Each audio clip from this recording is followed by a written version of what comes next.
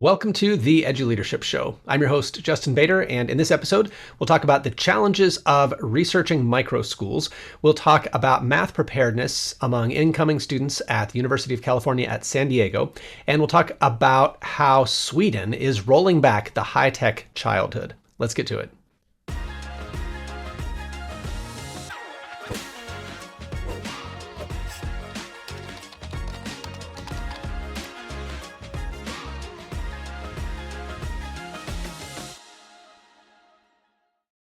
First up, a new article in the 74 Million argues that researchers are finding it nearly impossible to gauge the impact of microschools. Microschools are popping up all over the place. A lot of states have new laws and new access to funding that is causing microschools to proliferate, a phenomenon that really took off during the pandemic but has stuck around. And as Linda Jacobson explains in the 74 Million, it is actually very difficult to study the impact that those microschools are having. She says that researchers at the Rand Corporation actually had to give up their original plan to study the data from those schools because the data mostly did not exist, and they instead had to shift their focus to why it's difficult to study microschools. Apparently, the primary reason for the lack of data, said one researcher, is that a large number of microschools are not opting in to do these assessments in the first place. So in order to be able to show growth, a school has to have its students take, say, the NWEA MAP exam twice, once in the fall and once in the spring. And they found that out of 271 schools that they set out to study, only 10 had the necessary data. And a lot of this, I think, comes down to the fact that parents who put their kids in microschools often are opposed to testing. The article quotes one spokesperson as saying, others argue that parents are the best judge of whether their children are learning. The number one measure that we have to demonstrate that these programs are working is that the parents are happy, according to Lindsay Burke, who's quoted in the article. And obviously, if these are private schools that parents are paying for, well, their opinions are valid. That's worth paying attention to. But if these are schools that are receiving public funds, that makes it incredibly likely that there is going to be more scrutiny, that there is going to be more demand for accountability. And so far, researchers are not really able to assess the quality or impact of microschools because that data is not available. So watch this space. I said we'd be talking about this last week when I talked about Alpha School.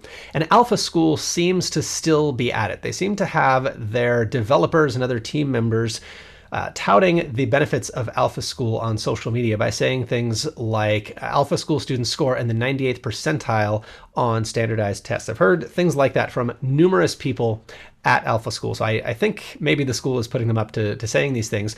And yet, as we talked about last week here on this show, Alpha School has declined to provide Wired Magazine with proof of its claims, with internal evidence that it is doing what it is claiming to do as far as accelerating students and getting them to learn much faster. I think what is much more likely to be going on with that 98th percentile claim, if it's true, which I don't have any reason to believe it's not true, I think what's probably going on there is that this is a selection effect. Alpha School is $40,000 a year. They have one campus in Brownsville, Texas, that's $10,000 a year.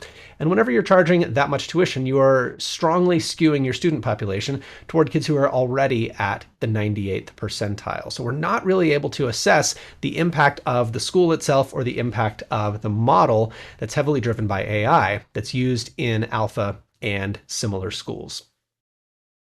Next up, faculty at the University of California at San Diego have sounded the alarm that students are coming in with very inadequate preparation in mathematics. And this began going back to 2016.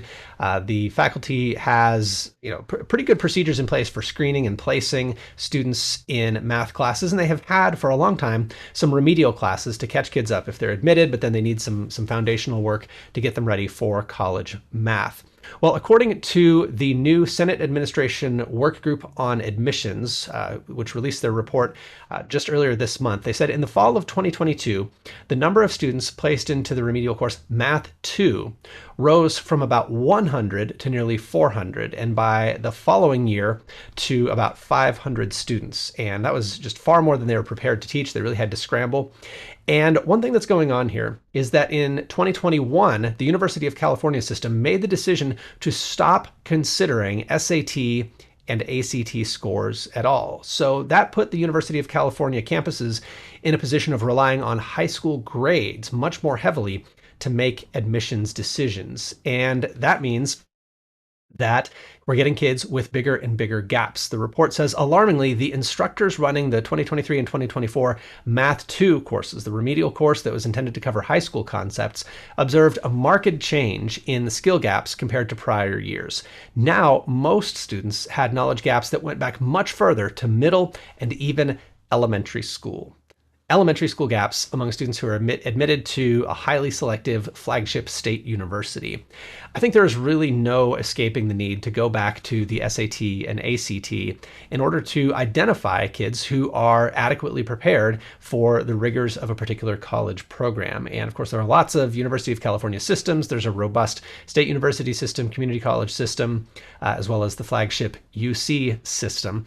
But I don't see any way to distinguish between the many, many high school students who have very strong GPAs due to grade inflation without using a standardized test like the SAT or the ACT. But let me know what you think. Lastly, in After Babel, the Substack publication by Jonathan Haidt of The Anxious Generation, author Linda McGurk argues that Sweden is going back on the digital childhood. She explains how she moved her family to Sweden in roughly 2018 and was just really surprised at how tech-friendly everything was and how students had just adopted technology at an incredible and harmful rate and to an excessive degree with, middle school kids on Snapchat and kids on their devices all day in school and just far too much screen time. Well, Sweden is a small country and not one to shy away from bold social experimentation. And she reports now on how Sweden is pulling the plug on technology in childhood and going back to their roots as being a very nature-centric and free play based society. And she says that the idea that students should, play a lot in nature was kind of applied unthinkingly to the internet and to devices, and that students were just kind of let free to kind of do their own thing on technology. And that did not go the way people expected it to go. Letting kids play outside is one thing. Letting them roam freely online is quite another. And she says that screens were challenging one of the most quintessentially Scandinavian things, the nature-based childhood. So their society has made quite a few changes in recent years, including implementing phone bans, all the way up to away for the day policies coming soon nationwide in Sweden. They are returning to physical textbooks and getting away from laptops and things like that put students on devices during the day and going back to pencil and paper materials. And they are increasingly educating parents about how much kids should be on technology at different ages. So I think these are all really encouraging signs for our society in the US, where we can make many of the same choices. We have many of the same issues going on where we've gone too far with technology for kids, including at school, including at home, including for very, very young children. And we can roll this back. I'm thinking about how we dealt with the crisis around the hole in the ozone layer many, many years ago. Something that you may have even forgotten about, but there was a hole in the ozone layer caused by chlorofluorocarbons, which we banned, and it worked, right? We rolled the problem back and it worked. And I think we're seeing the same thing starting to happen with kids and screen time. But let me know what you think. Lastly, make sure you subscribe to all of our other shows here at the Principal Center. We've got the Teaching Show at teachingshow.com, and I've been having a great time interviewing classroom teachers about their practices that they use in their particular subject. I've been having a great time as well with Principal Center Radio, now with over 500 episodes in the archives, featuring interviews with authors and leading experts in their fields. And let me know if you have guest recommendations or if you'd like to hear me talk about a book on Principal Center Radio. We'll try to get the author on for an interview. And lastly, we have a couple of members-only shows called the Instructional Leadership Show, which is all about classroom walkthroughs and making time for instructional leadership and dealing with that core work of teacher supervision and evaluation and professional growth.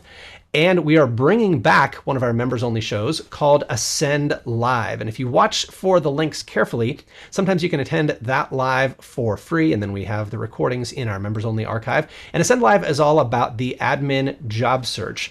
And I'm particularly excited to expand our focus a little bit to talk about having a job created for you if you're looking to stay within your organization, but move into a slightly different type of work or take on some additional leadership responsibilities. So keep an eye out for Ascend Live and our related job search trainings and shows.